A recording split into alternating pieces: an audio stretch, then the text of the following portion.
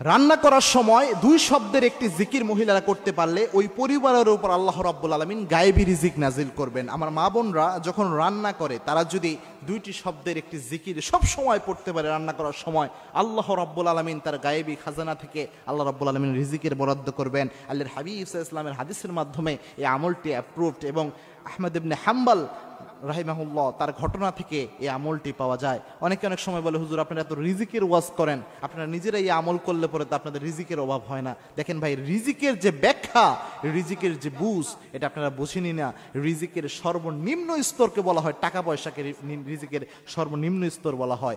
রিজিকের সর্বোচ্চ স্তর হচ্ছে আপনার সুস্বাস্থ্য, আপনার যে সুসন্তান, নেককার স্ত্রী, এই সবই রিজিকের অন্তর্ভুক্ত।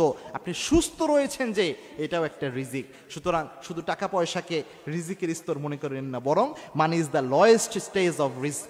রিস্কের সর্বনিম্ন স্টেজ হচ্ছে এই টাকা পয়সা।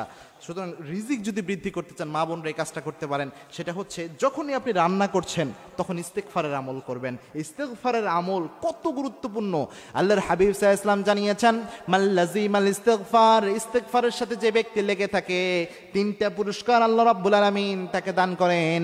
তার মধ্যে একটা পুরস্কার হচ্ছে ওয়ারযুকুহু হাইসু লা ইয়াহতাসিব, এমন জায়গা থেকে আল্লাহ রিজিক দেয় যা সে কল্পনাও করে নাই। কিন্তু রান্না করার সময় কেন ইস্তেগফার করতে হবে, এটা আমাদের চিন্তা আসতে পারে।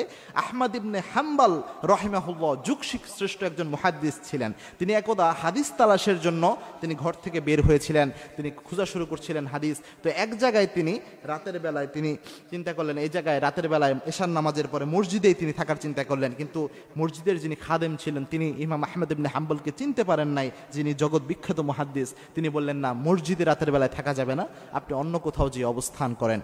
ইমাম আহমদ ইবনে হাম্বল তিনি চিন্তা করলেন গভীর রাত কোথায় যে অবস্থান নেওয়া যায়। তিনি লক্ষ্য করলেন একজন যুবক রুটি বিক্রেতা, তিনি রুটি বিক্রি করছেন।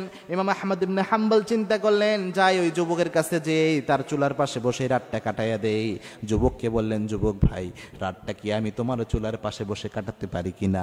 ইমাম আহমদ ইবনে হাম্বলকে ওই যুবক বললেন, হ্যাঁ মুসাফির, অবশ্যই আপনি পারেন, আপনি এখানে চুলার পাশে বসে রাত কাটিয়ে দেয়। ইমাম আহমদ ইবনে হাম্বল তিনি লক্ষ্য করলেন যুবক যখন রুটি বানাচ্ছে তখন যুবক পড়ছে আস্তাগফিরুল্লাহ, রুটির খামির যখন তৈরি করে তখনও পরে আস্তাগফিরুল্লাহ। সবসময় ওই যুবক শুধু আস্তাগফিরুল্লাহ পড়ে। ইমাম আহমদ ইবনে হাম্বল অবাক হয়ে গেলেন, ওই যুবককে বললেন, হে যুবক ভাই,